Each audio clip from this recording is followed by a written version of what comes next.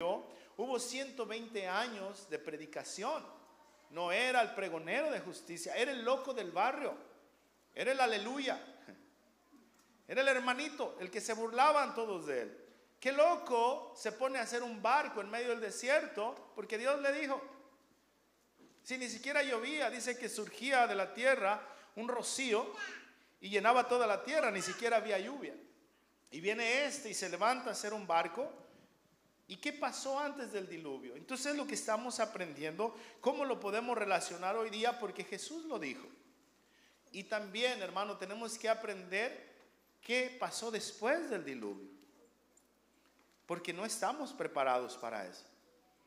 Porque tenemos 18 años, digo, bueno, hoy no, ya como a los 40 se casan, ¿va?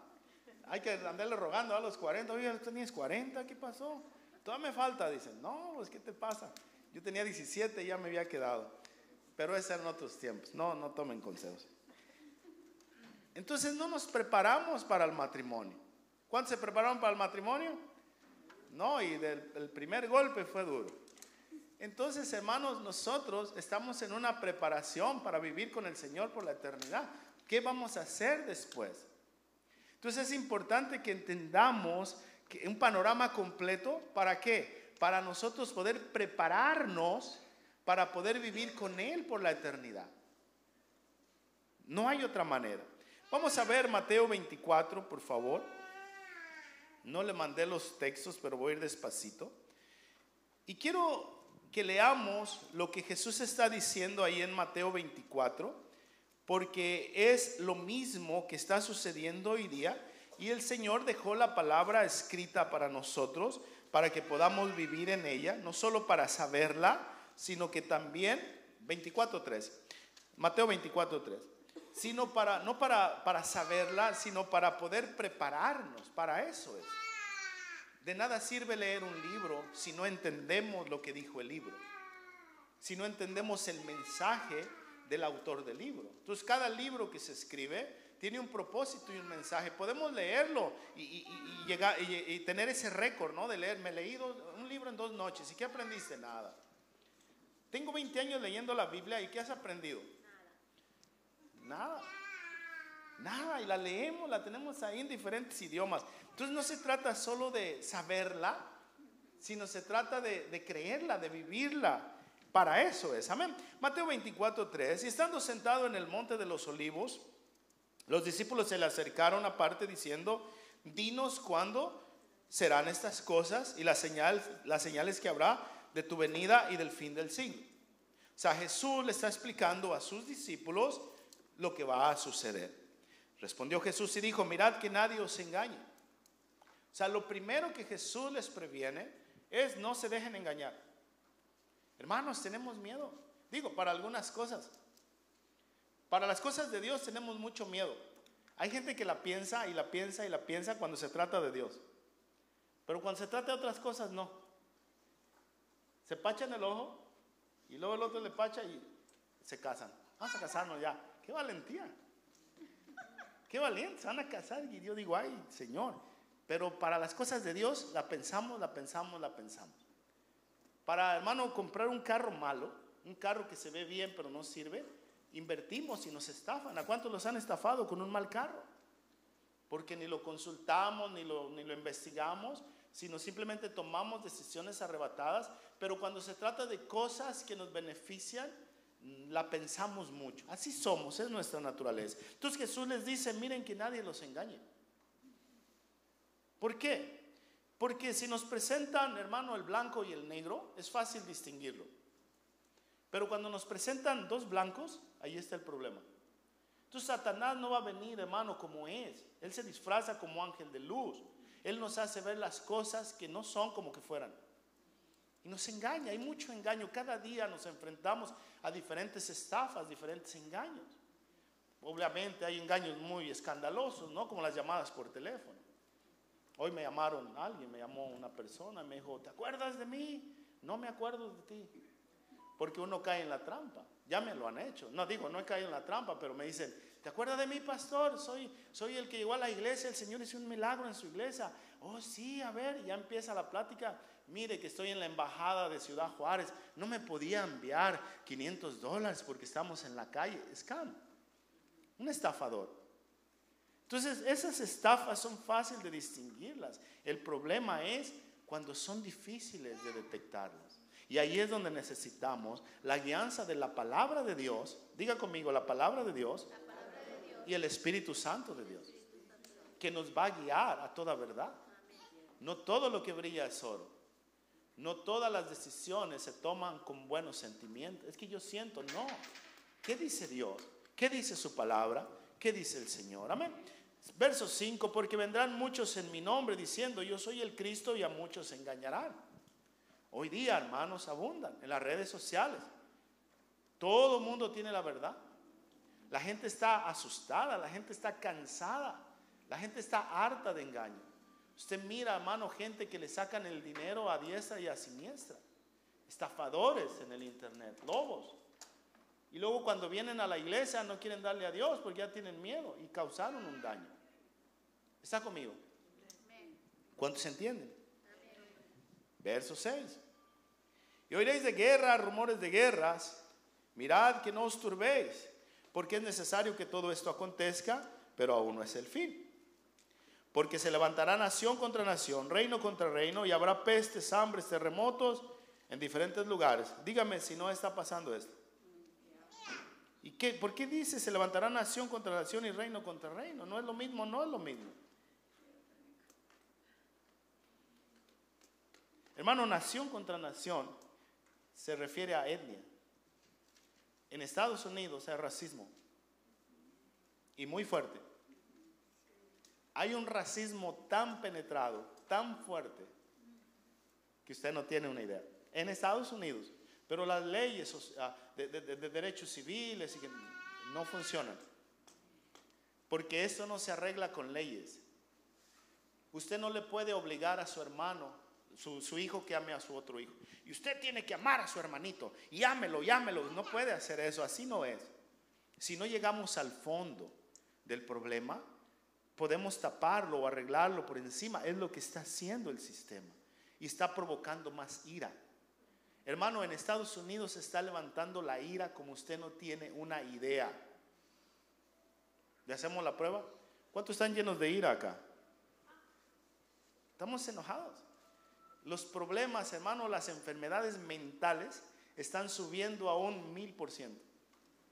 Están siendo afectada la gente en su mente, en su corazón, en su alma, hermano. No hay amor, se está acabando el amor, la fraternidad, se está acabando la sensibilidad.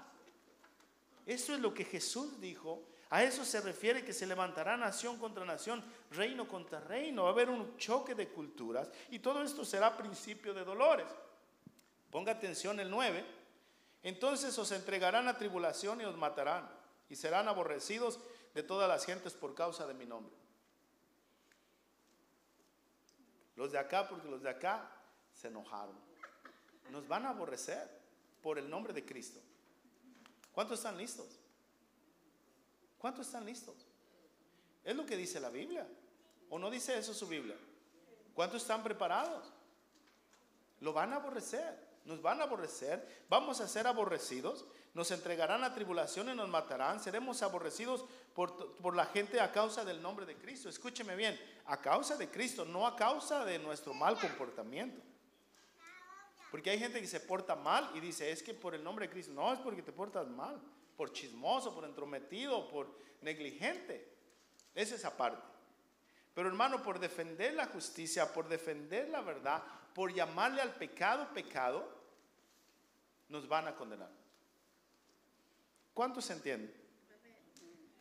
Muchos tropezarán.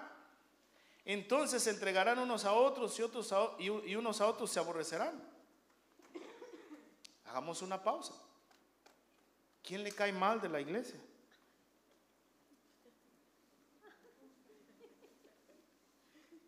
¿Por qué?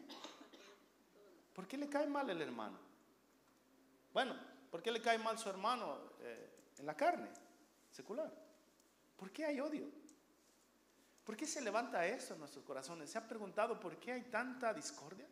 ¿Por qué hay tanta envidia, tanto celo? ¿Por qué? ¿Por qué hay tanto dolor, tanto ataque? Esto Jesús, hermano, lo profetizó, lo dijo. Esto es lo que está sucediendo y esto sucedió en los días de Noé. Esto es lo que llevó a la gente a perder toda sensibilidad.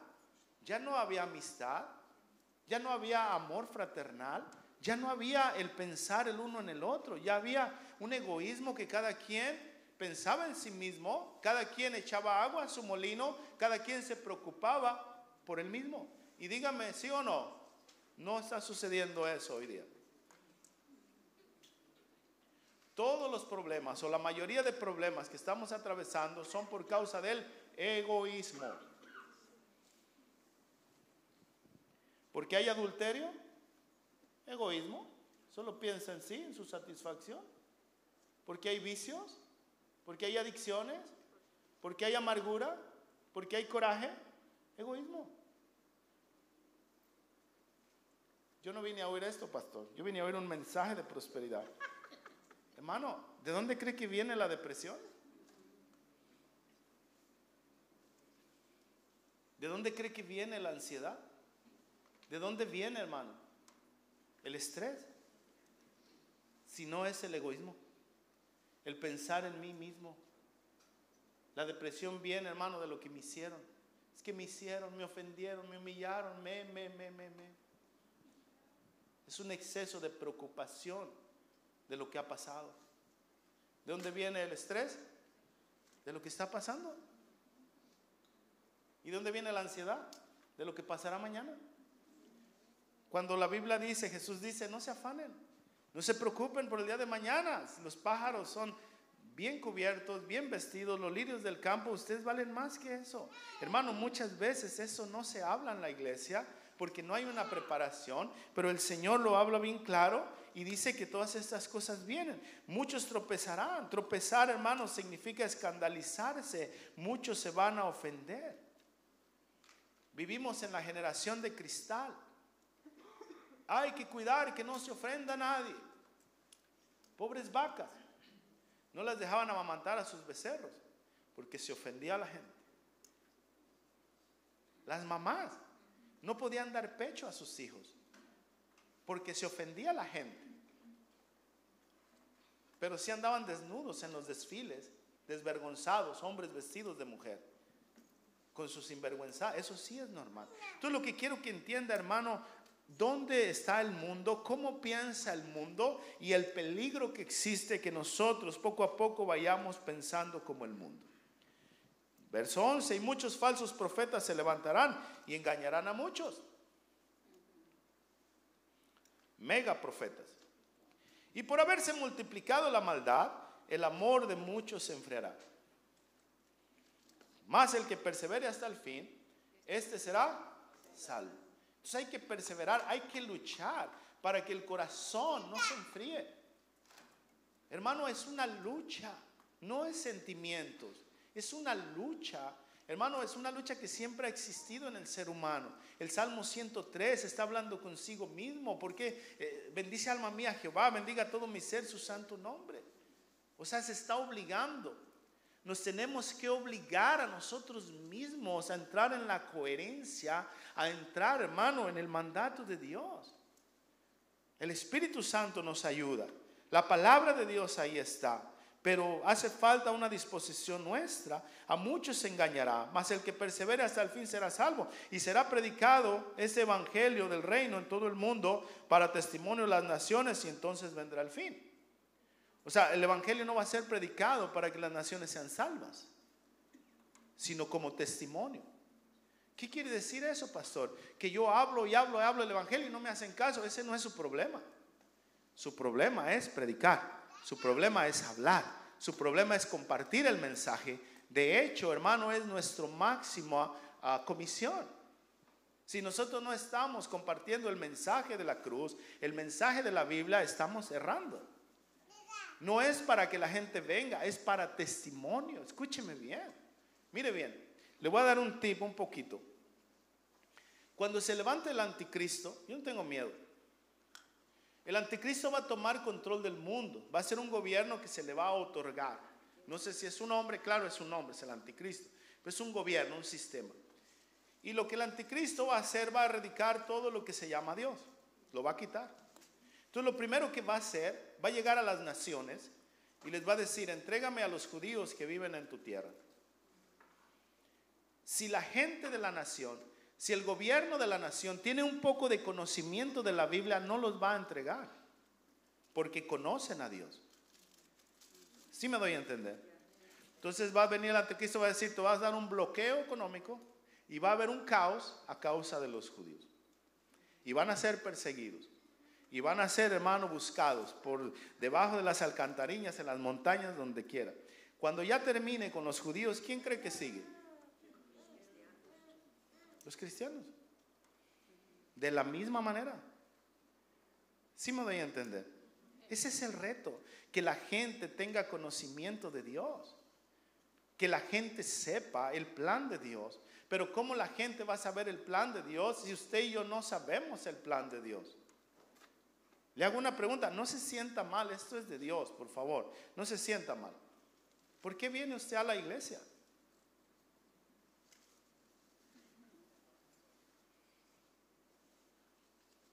Porque me obligan a... ¿Por qué viene a la iglesia? ¿Por qué venimos? ¿Por qué venimos el viernes? ¿Por qué venimos el domingo? ¿Por qué estamos aquí? ¿A qué venimos? No se sienta mal, estamos aprendiendo. Hay una razón. Estamos conociendo a Dios. Estamos conociendo su plan. Hay muchas razones, pero la principal es conocer a Dios. Conocer su palabra. Y es lo que menos conocemos.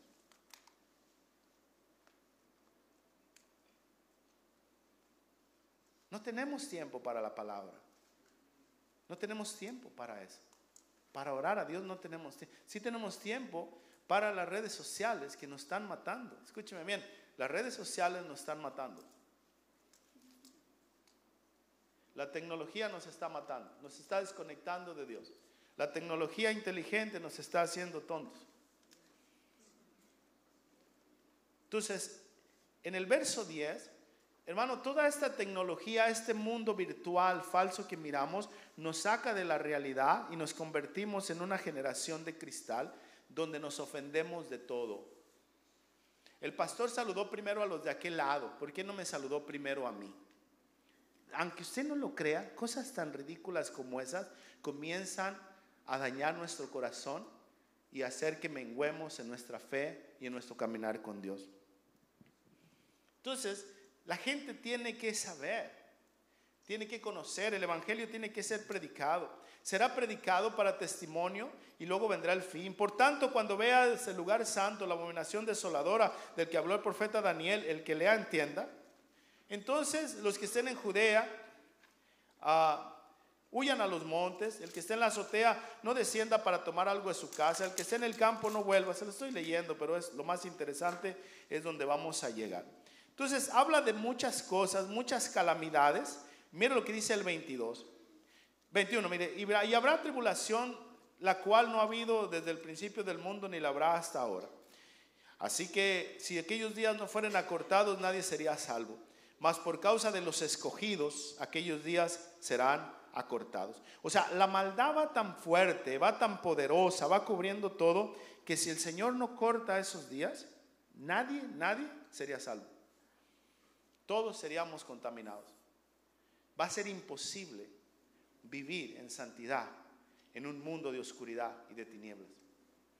Es tan fuerte la maldad. Hermano, usted le puede enseñar a sus hijos cosas en su casa y en la escuela se los desbaratan. Si usted no se ha dado cuenta, a sus hijos, hermano, las tabletas, los teléfonos, nos los están desbaratando en nuestra propia casa. Está ahí y cada día va a ser más y más y más y más. ¿Está conmigo? Entonces, si alguno dijere, mirad aquí el Cristo, mirad allá, no le creáis, porque se levantarán falsos cristos, falsos profetas, harán grandes señales, prodigios, de tal manera que engañarán, si es posible, a los escogidos. Como ya les dije antes, así que si os dijeren, mirad, está en el desierto, no salgáis, mirad, está en los aposentos, no lo creáis, porque como el relámpago que sale del oriente y se muestra hasta el occidente, así será la venida del Hijo del Hombre. porque donde quiera que esté viera el cuerpo, ahí estarán también las águilas, se juntarán. E inmediatamente después de la tribulación de aquellos días, vamos a leer más adelante.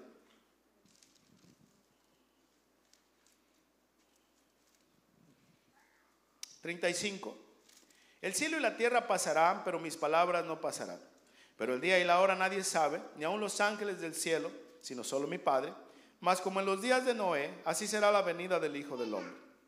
Porque como en los días de Noé, antes del diluvio, estaban comiendo, bebiendo, casándose, dándose en casamiento, hasta el día que Noé entró en el arca, y no entendieron hasta que vino el diluvio, se los llevó a todos. Así será también la venida del Hijo del Hombre.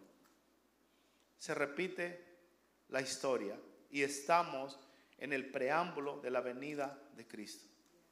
La pregunta es, ¿cómo debemos vivir? Entonces hemos estado hablando acerca de esto, hermano, allá en Génesis 6:15. Ahora sí empezamos. No se asuste, no se asuste, no se asuste. Pastor, ¿se va a quedar aquí hasta medianoche? No, hermano, hasta la 1 de la mañana. No sé qué. A Pablo sí predicaba largo. Una vez se le murió uno, ahí se le desnucó, ¿verdad? Útico se llamaba el muchacho, ¿verdad? Es que predicaba. Pablo disertaba largamente y ¡pum!, se desnucó. Ay, Señor, que no se me desnuque alguno por acá. Mejor termino pronto. Génesis 6:15. Y el Señor le dice a Noé: haz una arca y de esta manera la harás. 300 codos de longitud. ¿Cuántos se acuerdan del arca? 50 codos de anchura y 30 codos su altura. No le dijo el Señor: ay, haz un arca, ay, como tú sientas. Ay, como sientes en tu corazón, Noé, ahí hazla. No, hermano, hablamos de que las medidas del Señor son específicas y cada medida tiene su significado. Ya hablamos de los 300 codos de longitud. ¿Cuántos se acuerdan? O sea, como el arca, como Dios le dice a Noé, dice Moisés, a Noé que haga el arca, y como en los días de Noé va a ser su venida, y hoy día nosotros estamos construyendo también el arca. 300 codos de longitud, y hablamos de que 300 codos significa madurez a través de las pruebas. No nos gustan las pruebas, a nadie le gustan las pruebas. Hay gente que tiene pruebas y se va de la iglesia. Hay gente que tiene pruebas y se divorcia. Hay gente que tiene pruebas y se va del trabajo. Hay gente que tiene pruebas, se mueve de ciudad.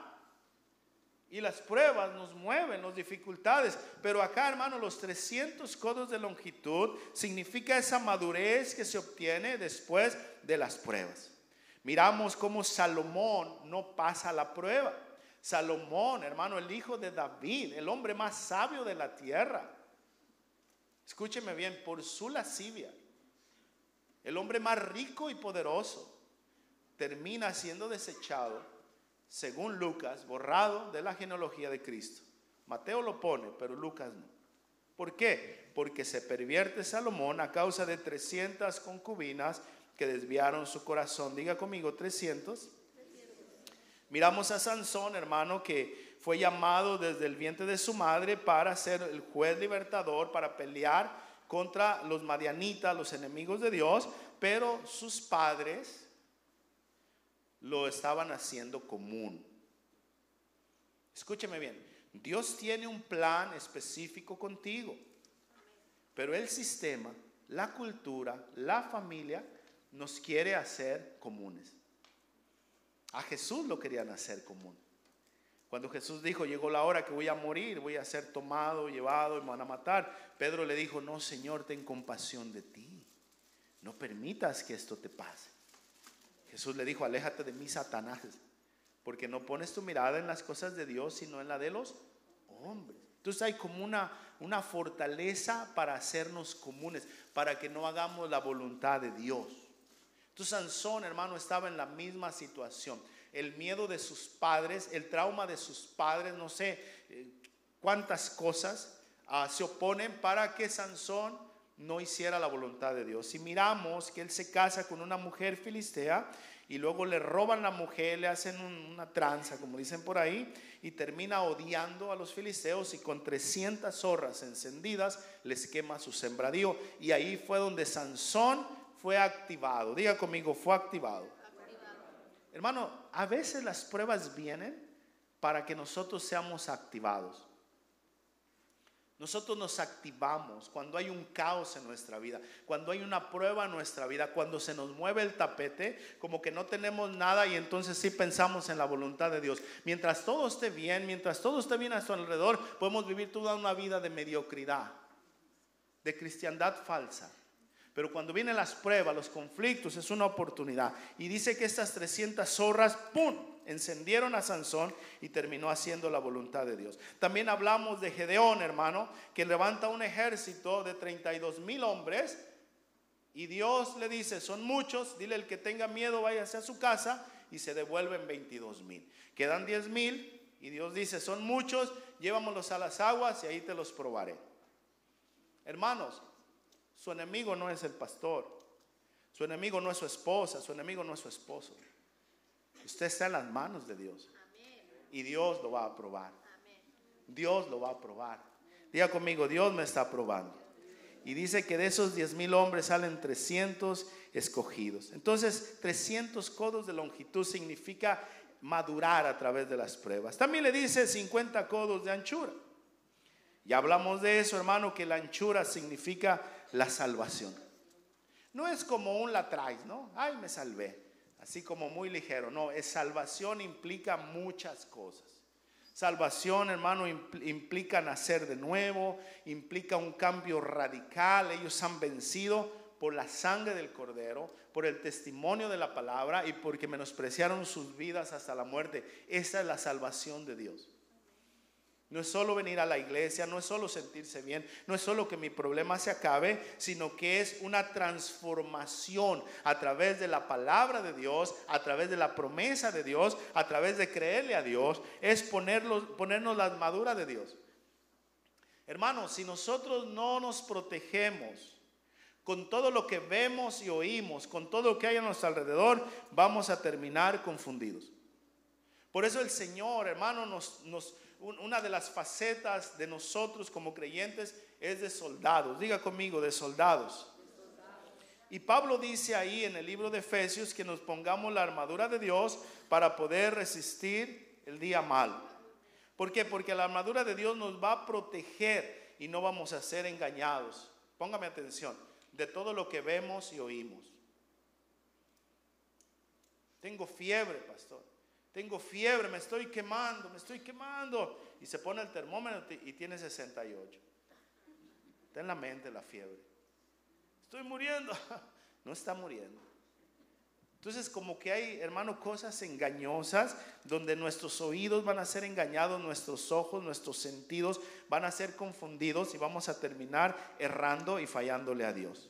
Entonces la anchura, hermano, los 50 codos, significa, hermano, esto, que estamos protegidos contra las acechanzas de Satanás, porque él va a tratar de confundirnos. No tenemos lucha contra carne ni sangre, sino contra principados, potestades, huestes de maldad, gobernadores en las regiones celestes. ¿Cuántos saben eso? ¿Cuántos saben eso? Y que las armas de nuestra milicia, de nuestro ejército, no son carnales. Hermano, no es torciéndole la boca al hermano que se va a arreglar el problema. No va a funcionar. No va a funcionar. No es con el enojo, no es con el capricho, no es con la amenaza. Eso no cambia a nadie. No es con fuerza, no es con ejército, es con mi Santo Espíritu, ha dicho el Señor. Entonces las armas de nuestra milicia son poderosas para destruir fortalezas. Entonces alcanzar la anchura de 50 codos significa tener una mentalidad de soldado. Pastor, pero la Biblia dice que somos ovejas. Sí, pero también es soldado. Ahora, ¿cómo sería la mentalidad de un soldado? Mire bien, 2 Timoteo 2:1. Tú pues, hijo mío, esfuérzate en la gracia que es Cristo Jesús. Lo que has oído ante mí, los que has oído de mí ante muchos testigos, esto encarga a hombres fieles que sean idóneos para enseñar también a otros. Tú pues sufre penalidades como buen soldado de Jesucristo. Es que, hermano, es que no nos gusta sufrir. Sí queremos dar a luz, pero no queremos el dolor del parto. Si no hay dolor, no hay parto, no hay alumbramiento. Sufre penalidades como buen soldado de Jesucristo. Ninguno que milita se enreda en los negocios de la vida a fin de agradar a aquel que lo tomó por soldado. Entonces nosotros estamos militando. No podemos enredarnos en los negocios de la vida. Hermano, no tome basura del enemigo. Usted decide si se mantiene limpio o no. Su corazón no es un basurero de Satanás. Para un lengua larga hay un orejón. Le repito, para un lengua larga hay un orejón. Para una pelea de boxeo necesitan dos. Me pegó primero, pero usted le pegó después. Y los dos están igual. Y caemos en lo mismo. Cuando el Señor dice, no, nadie paguen, no paguen mal por bien. Mal por mal, perdón. Y nosotros caemos en la trampa. Entonces una mentalidad de soldado es una mentalidad que está en guardia, es un centinela. Hermano, no se deja llevar por los sentidos ni por los sentimientos. Discierne, un soldado discierne lo que está sucediendo. ¿Cuántos entienden esto? Hermano, ¿usted discierne lo que está sucediendo? ¿Usted discierne lo que está sucediendo con sus hijos? ¿Usted discierne lo que está sucediendo en su casa? ¿Usted discierne lo que está sucediendo en su iglesia? ¿Discernimos lo que está sucediendo en nuestra ciudad? Hermano, ¿usted discierne lo que está sucediendo en las noticias? ¿Qué está pasando en Israel? ¿Qué está pasando en el mundo? ¿Qué está pasando en el gobierno? ¿Estamos discerniendo? ¿O estamos enredados en la mala mirada que me hicieron? En cosas tan pequeñas, tan absurdas, y nos enredamos en estas cosas. ¿Por qué? Porque el engaño, hermano, va a estar a la orden del día. Satanás es sutil y va a hacer que todo parezca verdad. Pero solo aquellos que han madurado, diga conmigo, que han madurado, que tienen sus sentidos bien adiestrados para discernir el bien y el mal, son los que van a sobrevivir. Los demás, hermano, vamos a ser engañados. Cuando hubo una persecución en Jerusalén, la Biblia está llena de todo esto, pero le voy a mostrar uno. Dice que el Señor les dijo, me serán testigos en Jerusalén, Judea, Samaria y hasta el último de la tierra. O sea, váyanse. ¿Y sabe qué hicieron? Se quedaron en Jerusalén, hicieron su fiesta. Ahí estaba la gran iglesia de Jerusalén, como 10,000 miembros ahí. Y el Señor, y mi gran comisión. Entonces envía una persecución, dice que los arrastraron y los corrieron. Y llegan a Samaria, llega Felipe a Samaria. Y dice que los de Samaria reciben la palabra. Hechos 8:5, mire por favor, Hechos 8:5, vamos a leer hasta el 3. Entonces Felipe, descendiendo a la ciudad de Samaria, les predicaba a Cristo. Métase en la escena. Están en Jerusalén enfiestados. Van a la iglesia, vienen a la iglesia. Van a la iglesia, vienen a la iglesia. Van a la iglesia, vienen a la iglesia. Y así 50,000 veces. Qué aburrido. No están haciendo la obra. Entonces viene la persecución y Dios los quiere activar. Dios los tiene que activar. Y salen huyendo y dice que desciende y les predicaba a Cristo. ¿Qué hacía Felipe, hermano, en la iglesia de Jerusalén? Peleaba con todo el mundo. Todos los que pelean con todo el mundo digan amén. Está aburrido porque está peleando con todo el mundo. Está viendo dónde hay problemas. Está viendo dónde no funciona. Está viendo qué cosas están mal porque está entretenido. No está haciendo la obra de Dios. Entonces Dios envía la persecución, salen corriendo y cuando llega a Samaria comienza a predicar a Cristo. Ponga atención. Y la gente unánime escuchaba atentamente las cosas que decía Felipe. Y oyendo y viendo las señales que hacía. Esto es glorioso. Porque de muchos tenían malos espíritus inmundos, salían estos dando grandes voces. Y muchos paralíticos y cojos eran sanados. ¿Cuántos quieren ver la gloria de Dios? ¿Cuántos quieren ver la gloria de Dios? Así que había gran gozo en aquella ciudad. Wow. Después de todo, la persecución no era tan mala. Ahora estaba activado Felipe. Pero mire lo que dice el verso 9. Y aquí es donde tenemos que tener cuidado. Pero había un hombre llamado Simón, que antes ejercía la magia en aquella ciudad. Y había engañado a la gente de Samaria, haciéndose pasar por un grande. Como hoy día hay muchos que se hacen pasar por grandes. Y los hijos de Dios les ayudan a hacerse famosos. Share, share, share, share y comparte. Yo digo,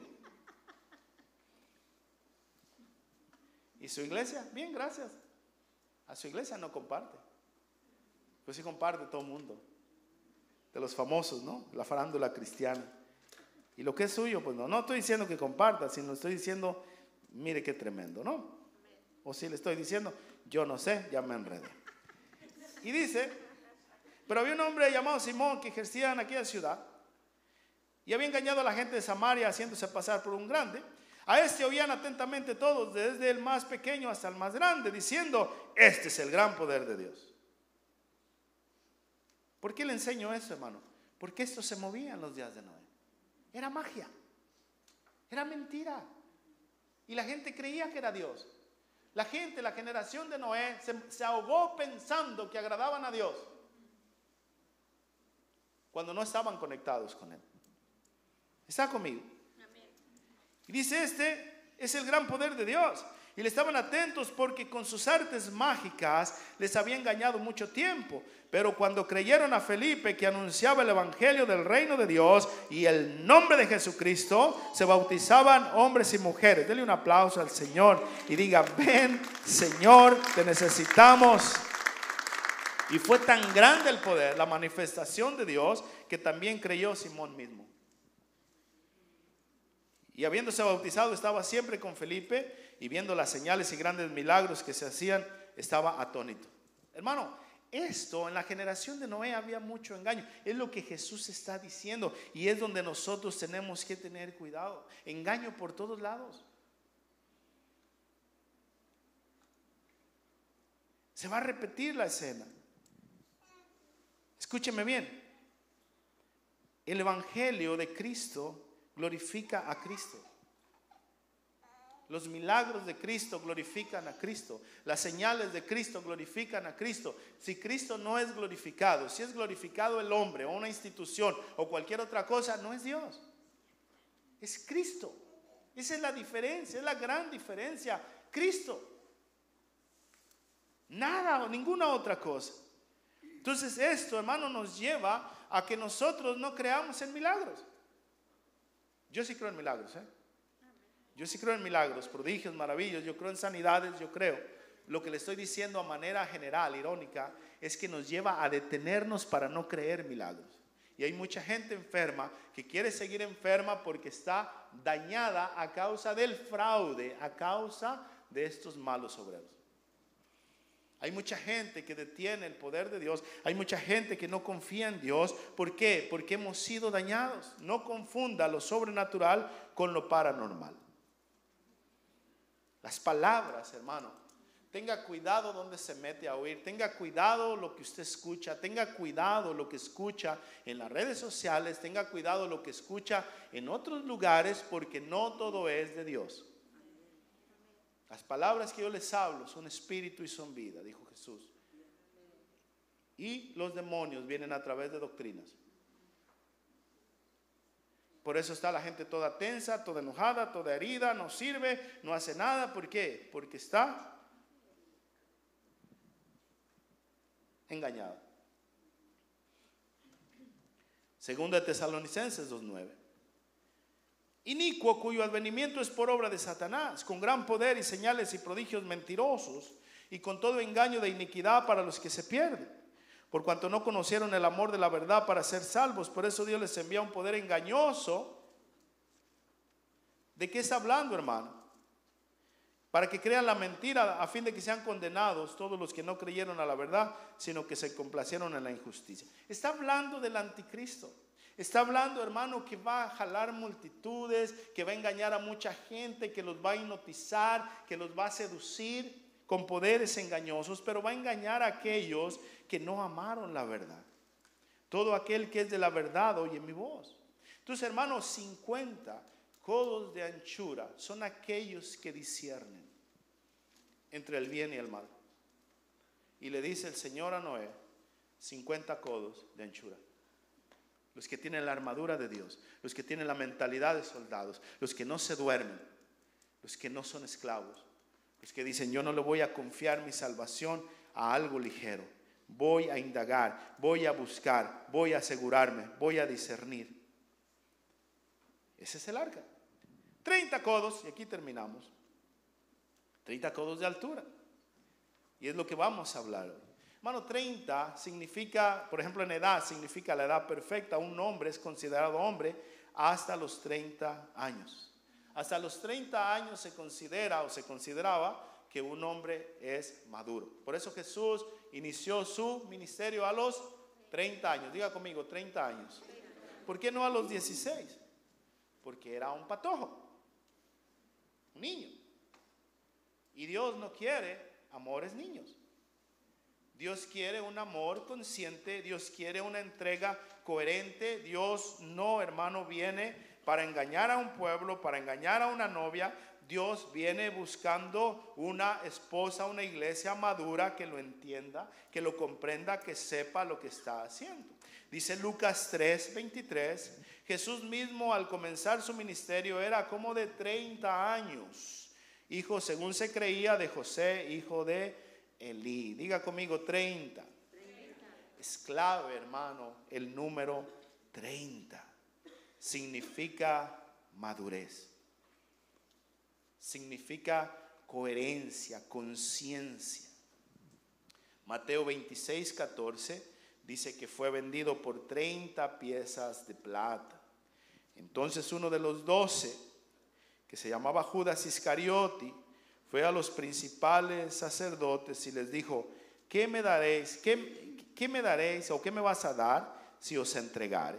Ellos le asignaron 30 piezas de plata. Desde entonces buscaba la oportunidad de entregarle. 30 significa madurez. Es la edad perfecta. Es la edad de la madurez. Y Jesús es vendido por 30 piezas de plata. Y esa era una profecía que se oyó en Zacarías 11:12.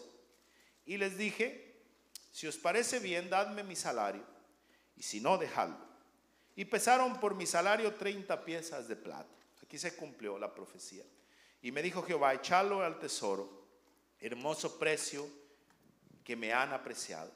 Y tomé las 30 piezas de plata y las eché a la casa del tesoro. Pastor, no estoy entendiendo. Ahorita se lo voy a explicar.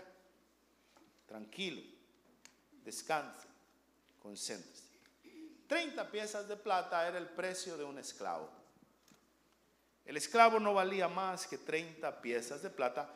Éxodo 21:32. Y si el buey acorneare a un siervo, o sea, a un esclavo o a una sierva, pagará a su dueño 30 siclos de plata. Y el buey será apedreado. 30 siclos de plata, 30 piezas de plata, era el precio de un esclavo.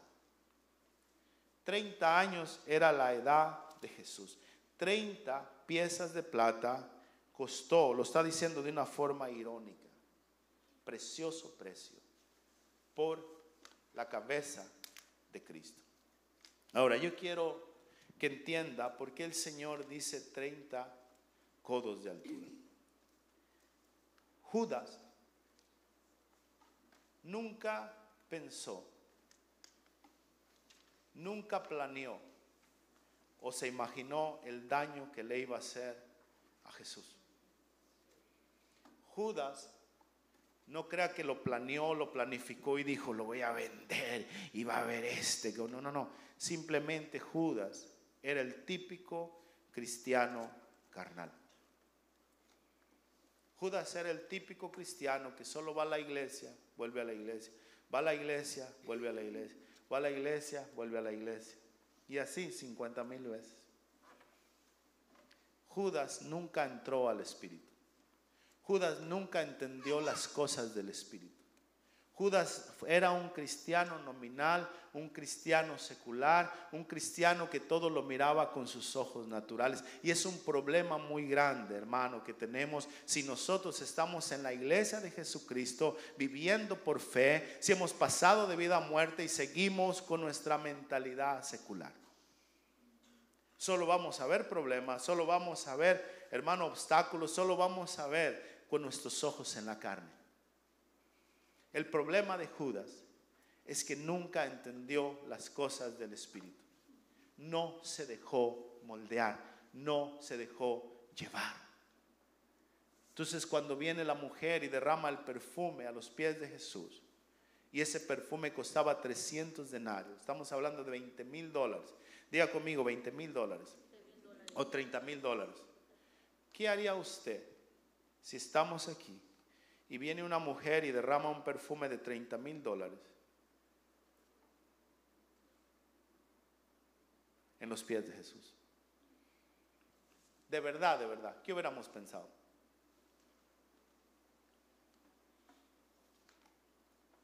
¿Qué hubiéramos pensado? Creo que igual que Judas. ¿Cómo no se vendió ese perfume y dado a los pobres? Hermano, ¿qué le quiero decir con esto?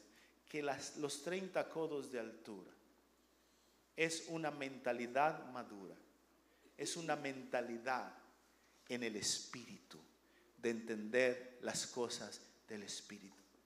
Un niño no entiende las cosas del Espíritu. Judas nunca entendió las cosas del Espíritu. No entendió el concepto de lo que es la iglesia. Le vuelvo a preguntar, y con esto termino: ¿para qué vinimos a la iglesia?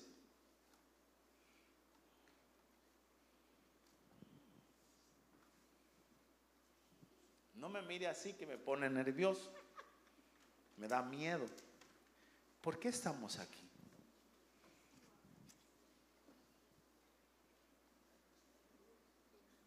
No mire así, pues usted. ¿A qué vine? ¿Por qué Judas seguía a Jesús? ¿Por qué Judas era el tesorero de Jesús? Jesús le tenía confianza. Para ser tesorero hay que tener mucha confianza en alguien. Él era el tesorero. Jesús tenía un cobrador de impuestos y Judas era el tesorero. ¿Qué pasa con Judas? ¿No entendió la profecía? ¿No entendió las 30 piezas de plata? ¿No entendió? ¿No maduró? Tenemos que madurar. Efesios 4:10.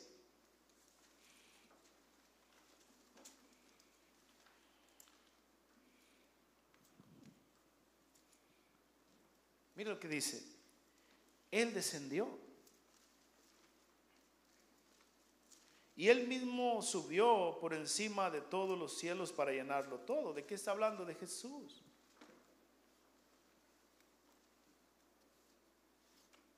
Jesús descendió, murió, resucitó, llegó al cielo, volvió a descender para llenarlo todo. Y Él mismo constituyó a unos apóstoles, a otros profetas, a otros evangelistas, a otros pastores y maestros. ¿De qué estamos hablando? De la iglesia. Jesús estableció la iglesia. Jesús estableció este lugar. Jesús lo estableció. Pero hay un propósito. A esto se refiere los 30 codos de altura. A fin de perfeccionar a los santos para la obra del ministerio, para la edificación del cuerpo de Cristo. O sea, la iglesia tiene un propósito, estableció estas autoridades, estableció, hermano, su iglesia para perfeccionarnos para la obra del ministerio, para la edificación del cuerpo de Cristo. Estamos siendo edificados. Estamos creciendo, estamos madurando hasta que todos lleguemos a la unidad de la fe y del conocimiento del Hijo de Dios, a un varón perfecto, a la medida de la estatura de la plenitud de Cristo. Esos son los 30 codos de altura. 30 piezas por un esclavo comprado. Se nos olvida eso, que somos esclavos de Cristo. ¿Cuántos son esclavos de Cristo? ¿Cuántos quieren ser esclavos de Cristo? Pasa la música, por favor. Entonces debemos llegar a la unidad de la fe, el conocimiento del Hijo de Dios. Hermano, ¿cómo vamos a ser como Cristo si no le conocemos? A un varón perfecto. Porque a veces nos conformamos con que el problema que tenemos se nos quite. A veces el evangelio da vuelta alrededor de mi problema, de mi necesidad, de mi enfermedad, de mi situación. Pero quiero decirle que el arca va más allá de eso. Quiere decirle que Dios nos está formando o está formando a Cristo en nosotros hasta que lleguemos a la perfección de Cristo, a la estatura, a la medida y la estatura de la plenitud de Cristo. Escúcheme bien, para que ya no seamos niños fluctuantes, llevados por doquiera de todo viento de doctrina. O sea, hoy está firme, hoy está fuerte y en 2 semanas ya no quiere ir a la iglesia. Hoy sí quiero, Señor, hoy me tocaste, hoy lloré, qué bárbaro, y al siguiente domingo no vengo a la iglesia. Hay una inconsistencia, hay una falta de compromiso. No hay una estatura, hermano. No hay un compromiso. 30 años, 30 piezas de plata, 30 codos de altura. Que ya no seamos niños fluctuantes, llevados por doquiera, por todo viento de doctrina, por estratagema de hombres que para engañar emplean con astucia las artimañas del error. Sino que siguiendo la verdad en amor, crezcamos en todo en aquel que es la cabeza. Esto es Cristo, de quien todo el cuerpo bien concertado y unido entre sí por todas las coyunturas que se ayudan mutuamente según la actividad propia de cada miembro, recibe su crecimiento para ir edificándose en amor. A esto se refiere 30 codos de altura, como Cristo. Incline su cabeza.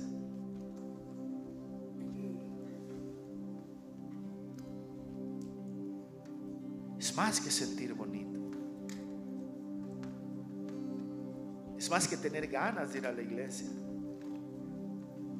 Es más que mis problemas se acaben. Es que Cristo se ha formado en mí. Hermanos, vienen cosas tan difíciles que lo único que van a resistir esas cosas es Cristo. Viene tanta oscuridad que lo único que va a prevalecer en medio de la densa oscuridad es la luz de Cristo. Y no le estoy hablando algo mental o algo ficticio, algo imaginario. Le estoy hablando de esa prioridad. ¿Quién es tu prioridad? De esa madurez, hermano. Dios no quiere amores engañados o por engaños. Dios está buscando tu corazón. Dios está buscando tu amor. Dios está buscando tu mente, tu alma, todo tu ser. Dios te está buscando a ti. Por eso Él estableció la iglesia, para que crezcas, para que crezcamos en amor. Hazte un arca de madera de gofer. De esta manera la harás. 300 codos de longitud, 50 codos de anchura,